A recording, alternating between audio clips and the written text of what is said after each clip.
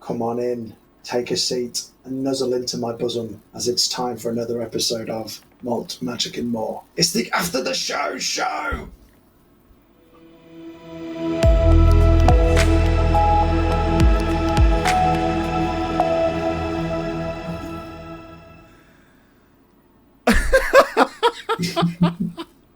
Oh my good lord. I've never had to try to hold in a reaction so much in my life. A sexual reaction? Oh god. Well, yeah, I suppose. Again, That this was is what pleasant, happens when Kirik isn't here. Well done, Kirik. Somehow leaves for one episode and you guys just go lewd. I mean, Yep. we used our first fireball, chodes, chopping people's heads off during interrogations. I mean, I Jesus think Christ, Samar man. might be quite upset he's missed the first fireball. Yeah, I bet he is. It bloody worked though, didn't it? Literally got rid of all of them apart from 2. That could have gone on for hours, that fight. That could have gone on for ages. No, that was spot on. That is probably the best use of fireball I've seen in a long time. Because, yeah. I mean, that was having to deal, let's say, something daft like 300 points that we didn't have to do because, you know, they all received the same damage. Area of effect, gotta love it. Yeah, it was cool. Where the hell have you got 300 points from? 38 points 10 times. Yeah. I know they've only got 10 hit points, so actually it's only 100, but, you know. If anything, fireball was overkill. A little bit. They're not dead. They're not there they did the anymore. Yeah. Oh no, they're literally just piles of ash at this point. There is fuck all left of them. Well, there Danny. might have been something good in them tents, but they're fucking in now. I've got all blurry, ain't I? I was gonna say, do you wanna refresh? Yes. There we go. There you go. You're back to normal. Thought it was the drink. Well, after making the bosom comment, I was protecting my identity with a pixelated face like on Crime Watch.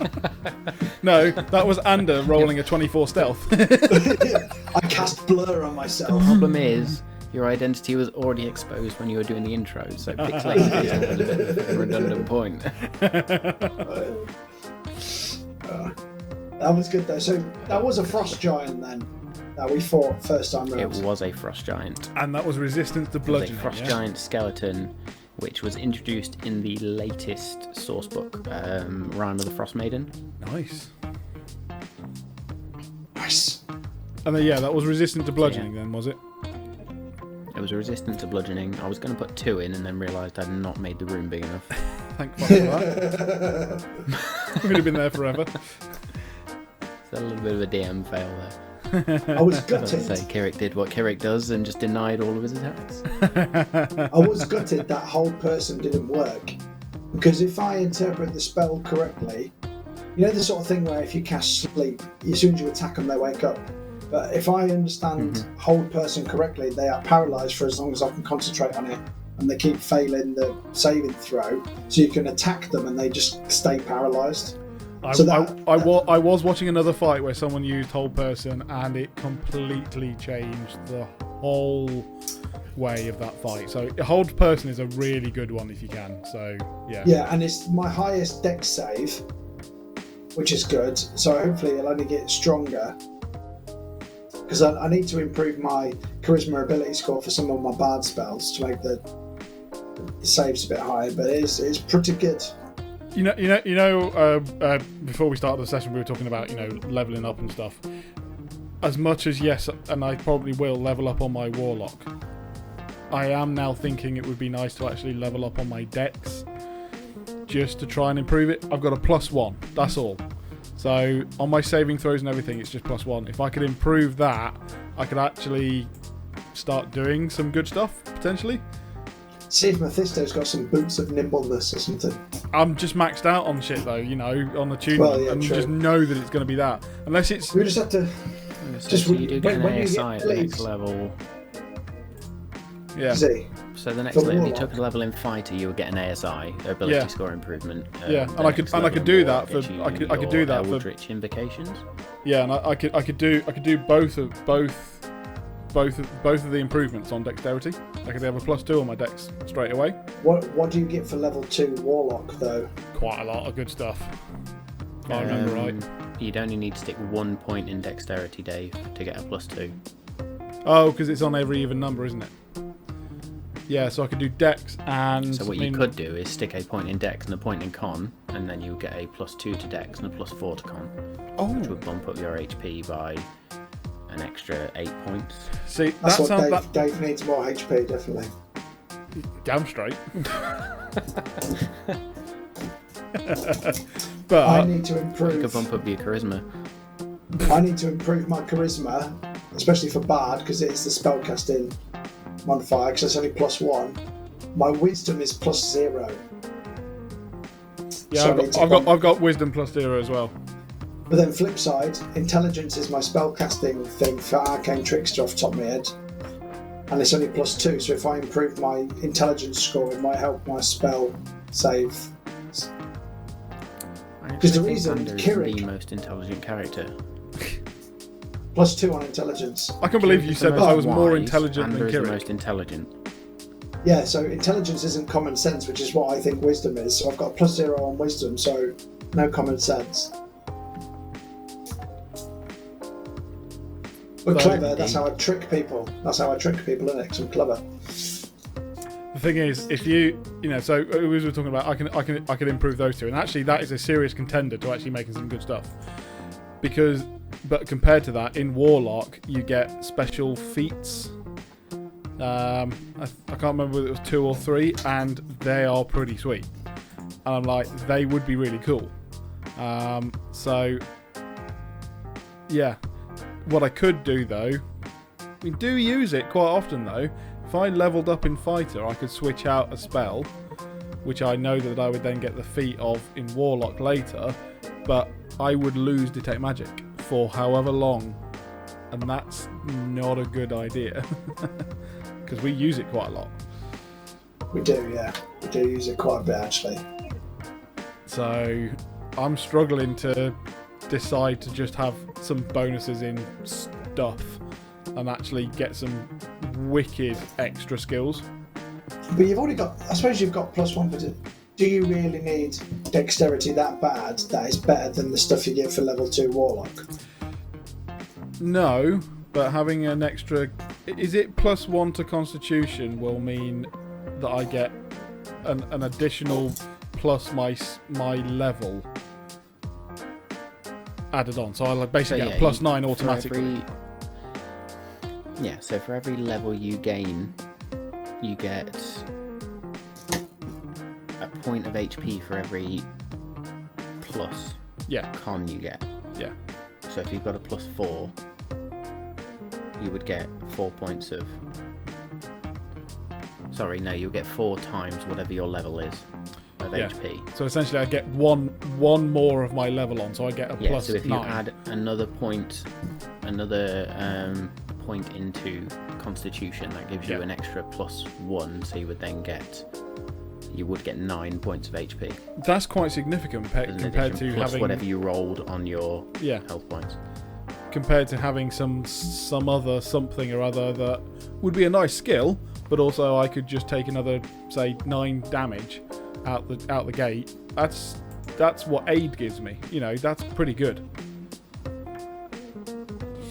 Yeah, because I could go for the ability score improvement rule by going level 8 rogue, and I could build up my charisma, but getting Jack of all trades at level 2 bard and the song of something I can't think of now. What is it? Do you not pick your bardic college at level 2 as well? No, level 3. Is that level 3, is it?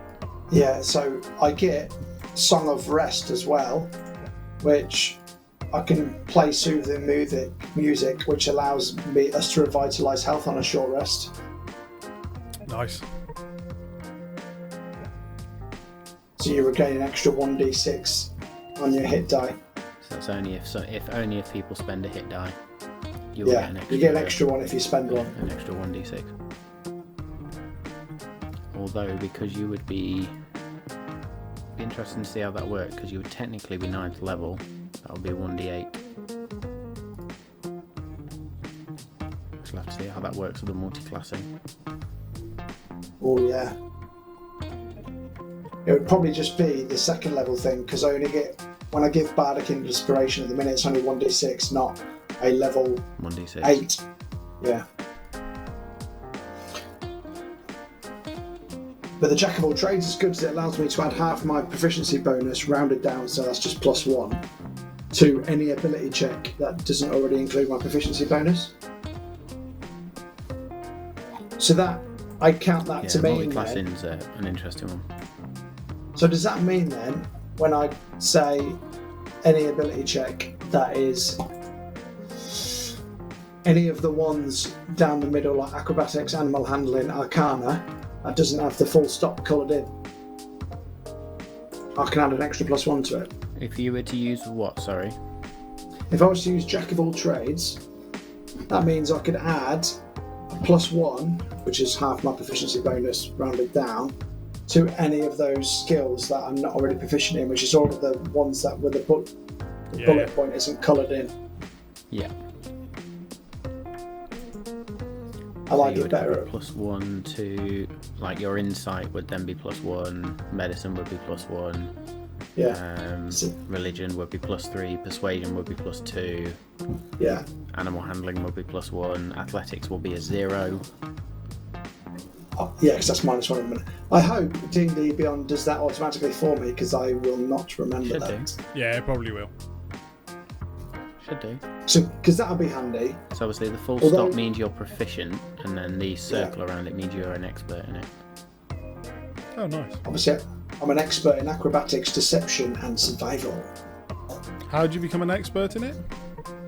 You can pick expertise at certain levels. Sometimes you can get expertise. Oh, right. Okay, You yeah. get expertise at I certain levels. There's gone either. feats that can give you expertise. There's various ways of doing that as well. Oh, cool. But obviously, I get expertise on deception because I've chose it as one, but the rest are sort of dex type situations, aren't they?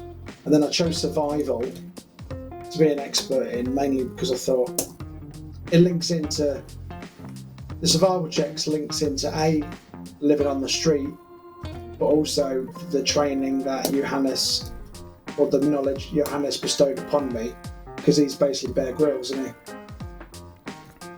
That's a good point. That's a good point. So it links into the story a bit. I have to say, I'm liking the blink hand axe.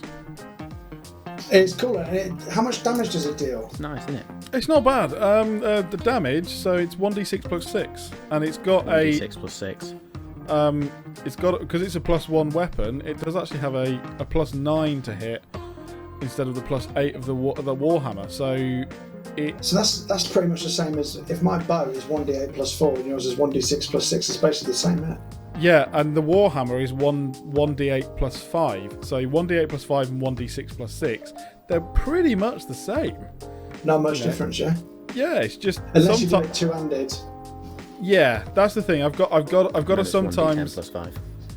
I've got to sometimes take the okay, take the -2 drop in my armor class and just take it dual-handed sometimes. That is still 18, which is what I was used to for however many, 19 episodes. So I think I've got to start doing that on occasion, just because I could just go through just like smashing the crap out of just people just walking through them.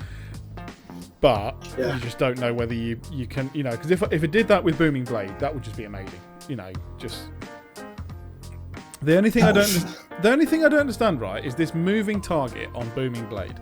Does that mean that when they move, they take an extra 2d8 damage, or is it if they're running past me, I deal more damage? That's the bit that I don't understand. From a physics standpoint, I can understand that they would take more damage if they were flying past. But if it's I've hit them, then they move, then they take more damage, it's weird, but it's great. With Booming Blade? Yeah.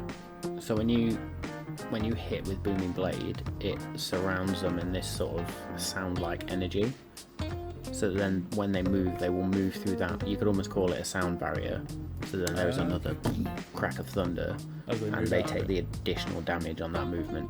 Oh yeah. Okay. They get sheathed in booming energy until the start of the next turn. If they willingly move, they immediately take. It's effectively a booming energy condom up until the point they move. Yeah. See, now you put it like, why don't they just put that in the description? That makes total sense to it now. Would also help if I'd just read the second half of it, where it does actually say they are sheathed in. So, my tip to anybody who's watching this: read your fucking character sheet. Just read your fucking character sheet. All of it. I just get bored after like the third line. I'm know like, it word for word. Because sometimes they word things, and it's important where you put the comma as to how you understand what they've written sometimes as well. Yeah. It's only going to get more complicated as well, because you've got Tasha's Cauldron of Everything coming out on the 17th. Nice. And that has got a whole bunch of new rule changes in there. I was going to say, does this sound like what they're doing is 5e will always be 5e now? They're just going to add stuff to it. Do you know what I mean? Like Windows 10, instead of going, oh, we're going to do another one. They're not going to do a 6. They're just going to go, no, we just changed this one. I like the throw to Microsoft there.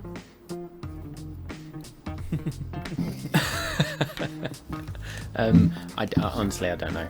I can kind of assume that because 5e is now. I think this is this is probably the most popular D&D has been ever. Yeah. And whether you thank Matt Mercer for that or the likes of Chris Perkins, who Stranger Things.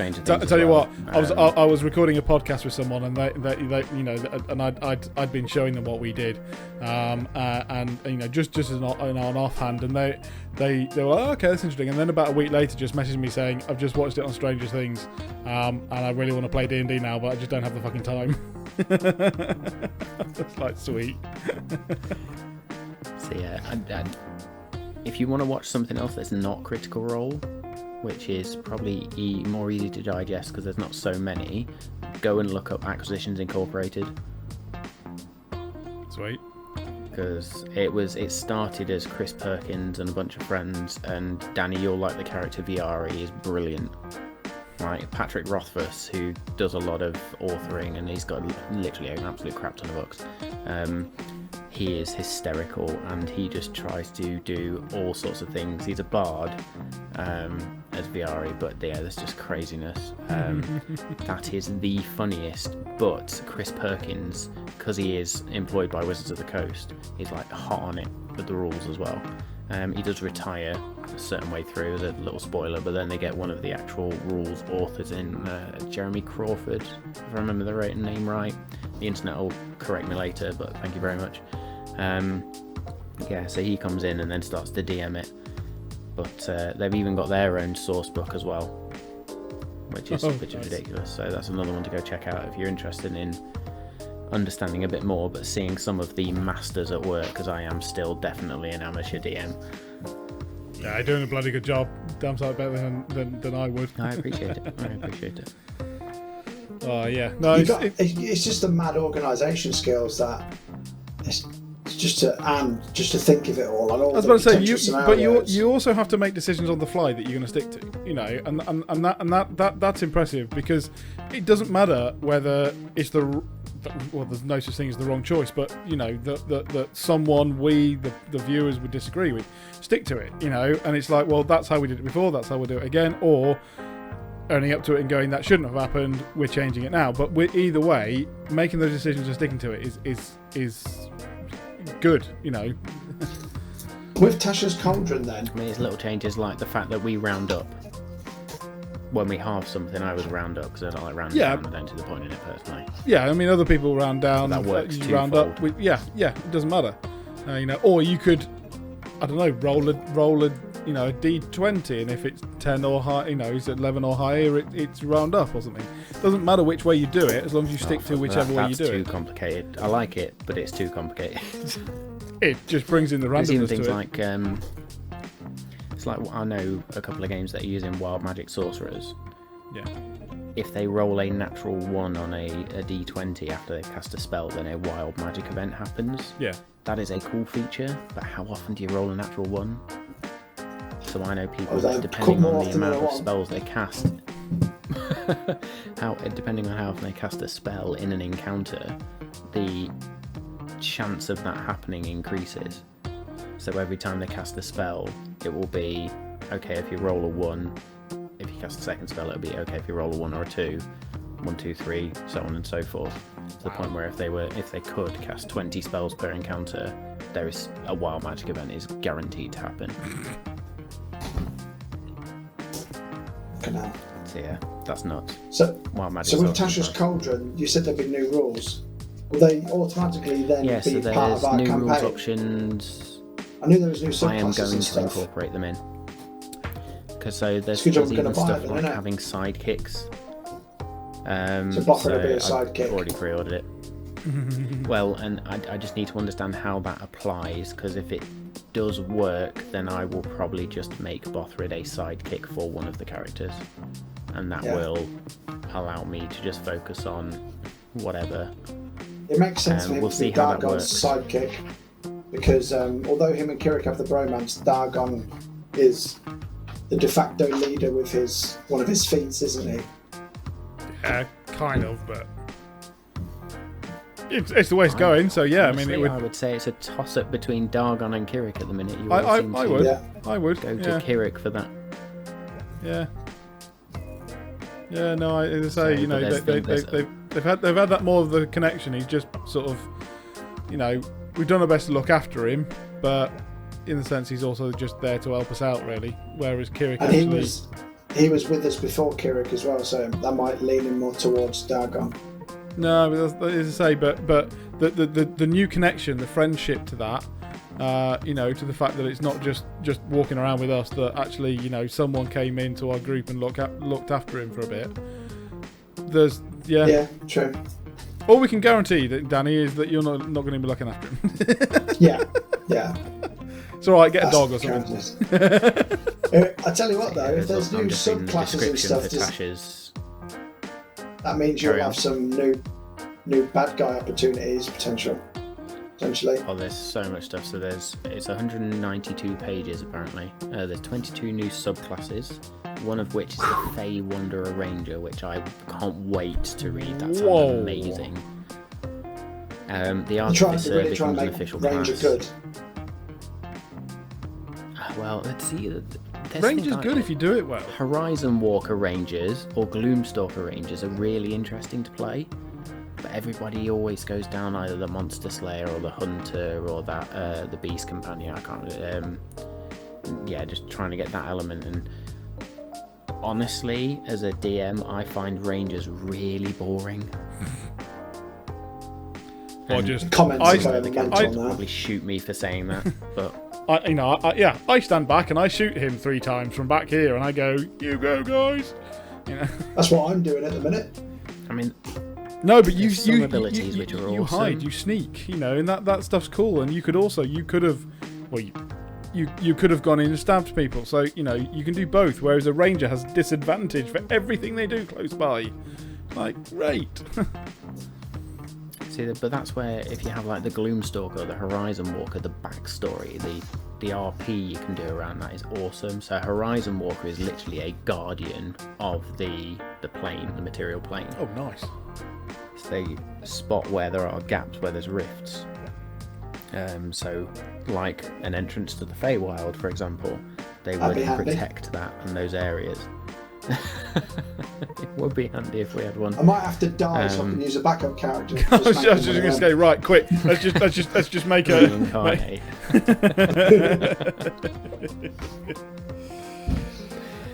But yeah, so then there's going to be group patrons as well, which is a new thing.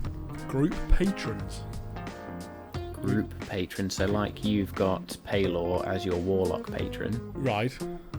There could be a patron for the group, which again is something I'm going to look into because that might make sense. We should see where that goes to. But then I think everybody's raging about the magical tattoos, which I've already given you one, to be fair. Have you? Oh, well. Well, your brand is effectively Well, a magical tattoo. It's just not going to follow whatever rules they put in. I was about to say, is that come from what we may have seen in Mighty 9 with +2 to permanent Yes. +2 to dex. It's that strengths sort and of thing. cost I a think it's gonna fuck be ton of along those money. lines. You know, because you got to put like 5,000, you know, gold's worth of diamond in the tattoo, but then you have a permanent +2 to whatever it is. It's like, that's good. Yeah. You know, it's a good thing, because also it's like, I'm getting expensive. So, Yeah, it's not cheap. You've got to think in those sort of times, having ink in your skin is not just a simple thing of having a mechanized needle draw a pattern on your skin. It's Yeah, that's true. So, yeah. A group. I think the racial traits bit is obviously though, the big piece around it for building in more equality around D&D. Because even I do it in the game, and I've got a couple of non-white characters. The majority of my characters are white and male, and it's a failing on my part, which I'm trying to be better at. But it's one of those things. Yeah. I know what you mean. it's right, we've got a green dude on screen, so it's fine. We're good. We have got a it's green like dude if on screen. You won't, like, I could play a woman, but then you just worry that you would just actually offend by going too far, and you'd end up doing stereotypes by accident as well. Yeah. Yeah, Do you know, it's a really sticky subject. That's why I loved Sam Riegel playing a female goblin, because it was just fucking hilarious. Just like, I mean, that's not going to offend anyone, because no one's like a goblin. It's a goblin. It's a goblin. Fucking hilarious. Oh, circling back to this group patron though, how would we decide? Because you got the Raven Queen, you got Paylor, and I've got a Guardian Spirit. So what is it? So they pick us. They pick us. Right. Yeah, that's sort of. There will be, as I say, I will, when it comes out, I will read it and I will work out if it works. It'd have to be the gnome seer then, wouldn't it? See, well, not necessarily. I was about to say, but that would be interesting though, isn't it? We're still talking to a deity. It's not like that one of us has to drop our deity or anything. Or it's just you get a sounds very much just like a sponsor. Sort of a oh, you're gonna do that? Yeah, sure, I'll help out. When you first said it, I thought you actually meant somebody who funds your quests for you, and like a benefactor almost, rather than which is kind of what the Malt Masters are. Yeah. So well, they haven't given me any fucking money yet. Perfect. I was about to say, if that was the case, we forgot to fucking ask for some money to go out to bloody, the ruins. Yeah. Well, next episode, we'll get Kirik to use message to send an invoice. VAT at 10%. Line by line. Yeah. 25-word invoice. That'd work. But yeah, did anybody check out the D&D celebration stuff, by the way? I didn't know. Weeks ago now, but did you check it out? No, I didn't. So because they brought out Rime of the Frost Maiden, which was the new adventure book, new source book, there was a big interactive map, and on that map there was a load of Easter eggs for Tasha's Cauldron. Nice. And some of the stuff that was going to appear in there. I have got the Icewind Dale dice on my D&D Beyond though. Yeah. They gifted them to me free last month, I think. Are there any? I'm sure there's not. Are there any of the storybooks, the pre-made campaigns that would be quick enough to do in sort of a one shot or something? Could you bastardize it to be a one shot sort of thing? Haven't they bastardized Cursed to Strahd, so it's actually Strahd in space, and you fight a demonic space vampire? It's a one shot. A one shot though.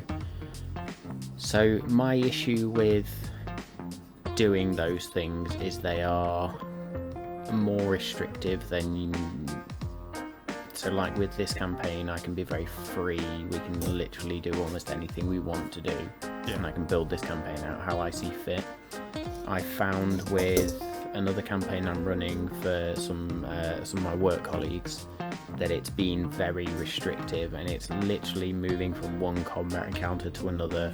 Trying to build the RP into that fixed setting is a lot more challenging, which is why personally I prefer the homebrew, because I've already created the lore, I've already created the world. It's more about what I decide as opposed to, okay, this is my fixed map that I've got to work through, and this is what sits here, and okay, they could RP with this character, but have I really created this character? No, I don't know their mindset, so it's... Yeah, so I mean, it's harder for you to get into there are one-shots out almost. there. Yeah, I mean, I was just because I've never read them. I don't know anything about them, and apart from, you know, when we were still trying to learn, you know, really learn the ropes before, I didn't really understand what we would, you know, just anything. So I didn't notice anything, you know, particularly about it. But you know, when we started off doing it, but yeah, it was just interesting to know. But yeah, because I'm currently doing Curse of Strahd with some other friends from work. But he's also chucked some changes and some homebrew stuff into it a little bit, which I'd imagine for the same reason you just said, to make it easier for him to actually role play it and get into the mindset of the characters or things like that. Because it's harder to get us, like you were saying, it's harder to get across or play the characters if they're not your creation, because you don't. It's harder to put yourself in their shoes, I suppose. I mean, I think if you're a new DM and you're a new group, or if you haven't got the time to create your own worlds, or you haven't got the inclination, then those pre-canned adventures are great. Because absolutely. You just literally got to read through the book. And that's where we started. So Lost Mines of Phandelver was for me my intro to DMing and your intro to the game. But even then, I think early on I started building in homebrew elements because I kind of already had my ideas about what I wanted to do. I mean, I've been playing Dungeon of the Mad Mage with my other group, and we basically got to the 3rd level, and I've gone, I'm bored now. Homebrew world. Nice. So they encountered a blue dragon, an ancient blue dragon, and then were saved by an oracle. One of the characters sacrificed himself in like the most epic display of angelic force going, because he's an Aasimar, or was an Aasimar until he got chewed up by a blue dragon. And yeah, they're now in this whole new world. They've landed in a swamp and have no idea of the scale of this world either. So, well, that was going to be another question. You know, is obviously if and when we get round to it, I'd love to know some information about the world we came from. You know, because the Forgotten Realms. From the fact that, just talking backstory here, which we don't need to go into, but it's like all three of us would know where we came from. Do you know what I mean? As in, it's like, you know, what world, what continent, where do we all come from? You know, where does it all meet up? Were we far away from each other? Were we close by? You know, we know that Nyland was pulled out of that place, but it's like, what was that place? So, unless we just call Nyland home from now on. Necessarily pulled out of that place. So Ander, Dargon and Bothrid are all from the Forgotten Realms. Yeah. Kirik, that's not been discovered where he's from yet. Yeah, okay then. Bearing in mind Nyland is well outside of this time and space. Could be from a different reality. It's literally in its own microcosm. Yeah. Yeah. What you could do, we could get somebody in from the future, and it could be like a Terminator. Just need Arnold Schwarzenegger to turn up in a DeLorean and we're all good.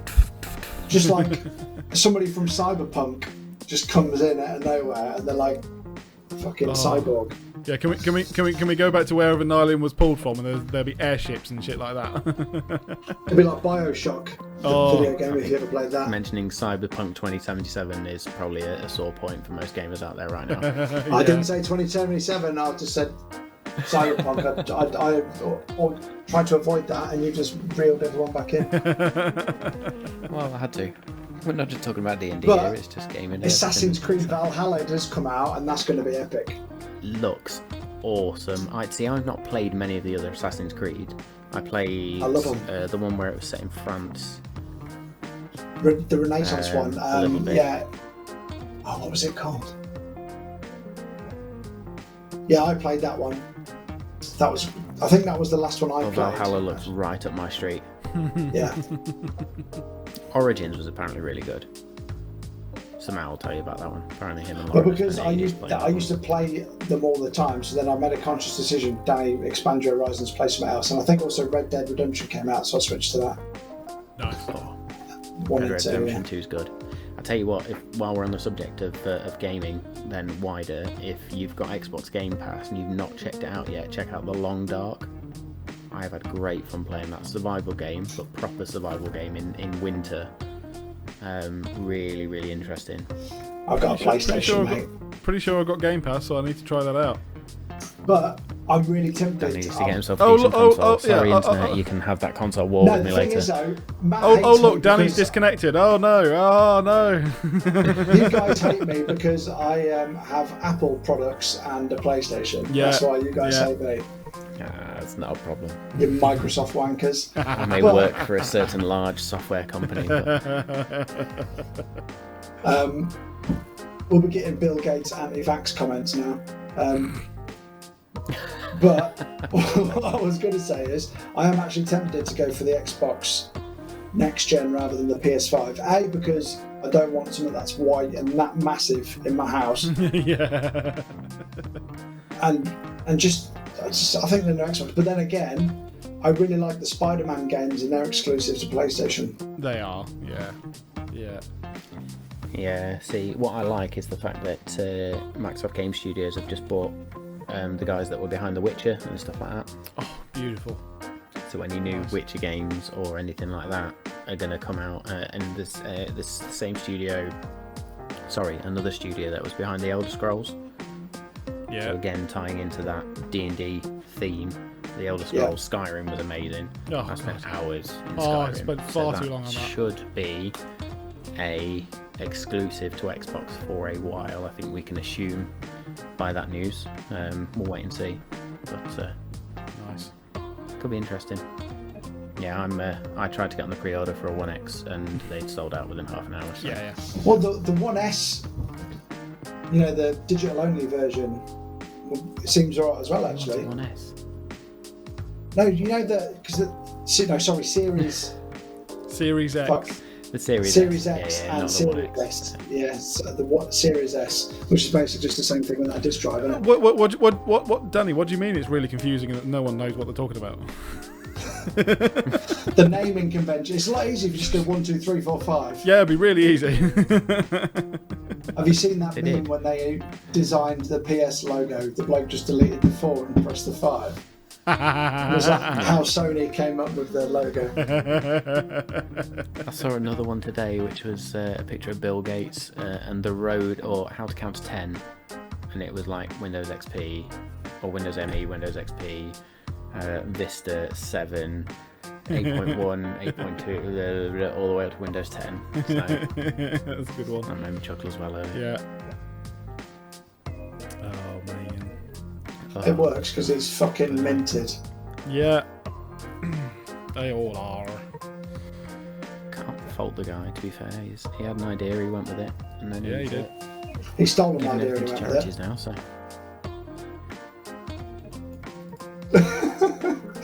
If the rumours are to be believed. Let's not get into that. We're talking about D&D, not conspiracy theories. we are talking about D&D. Let's not get into software giants or tech giants speak.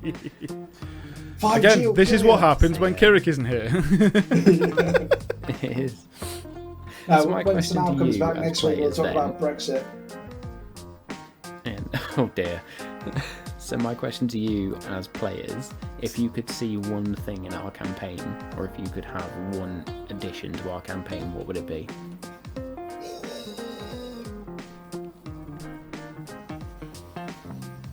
Fucking hell, that's put you on the spot, innit? That's probably put us on the spot. Yeah, I mean, would you go what? Sorry, are we talking like item? Anything. Oh man. Okay, let's think about it. Items, What? enemies, RP events, literally anything. If you could add anything to our campaign, what would it be? Okay, I mean, legitimately, what I would want to add, and this is for and that would be transportation circles in major areas, so that we could get around quicker, and obviously one of us to be able to use it. So, for instance, now And I know, again, it's one of those things you've got to bear in mind your mounts and your horses, but we could have ridden to the ruins and then we could get back from the ruins quickly. We could do the same with Ironforge. We could have done all of these where it's just one-way trips, right? And that does change things quite a lot. I know that they are only also one-way trips, as in, we would make it back. We wouldn't make it necessarily... We couldn't just pop to Ironforge again. We would have, because, I know that teleportation circles take a long time to get built. So, there's things like that where... But it could mean that if there was a teleportation circle in somewhere on the island that had green flower in some of those other towns, we could have gone back there. We could find out, etc. So that would be something I have been wanting and deciding about, but obviously none of us have the power. So that's mine. I don't think I have one. Okay. Right. It was just one of those random DM questions. You can think about it. So when we're in Ireland and it has wild magic events, when we're out and about, do you just randomly roll a dice to see if one happens? Yes. Nice. But you do that for some encounters anyway. I have a huge, great wild magic surge table. Are we ever at the beginning of each session? I will roll certain dice to dictate. Are we ever going to know whether that random wild magic event where Andy got struck by lightning and some silk came out of his chest means anything more than it was just a random wild magic event? Oh, that was just a random wild magic event, I'll tell you that. That was just totally random. Because I was just thinking for fucking episodes. But the chair! What about the chair? There are things that will happen that I will sit on for months. There'll be something like things where I've sat on them. Yeah. We've give Mephisto that fucking big block of resin, the Wrath Strike, haven't we? That'll come back to haunt us in about. That'll come back to haunt us. Every time we give Mephisto something, it's going to come back to haunt us. The book, the block of. Okay, it's happened once. Exactly. Once. Exactly. There's enough time. Necronomicon and somebody bought it. Oh dear. Yeah. Oh, good stuff. Oh, I've got a tail in my face Halloween again. Episodes. That was good. That was a 4-hour marathon as well. It was. Yes, it was indeed. So. Did well for that one. Good team. Yeah. Cool.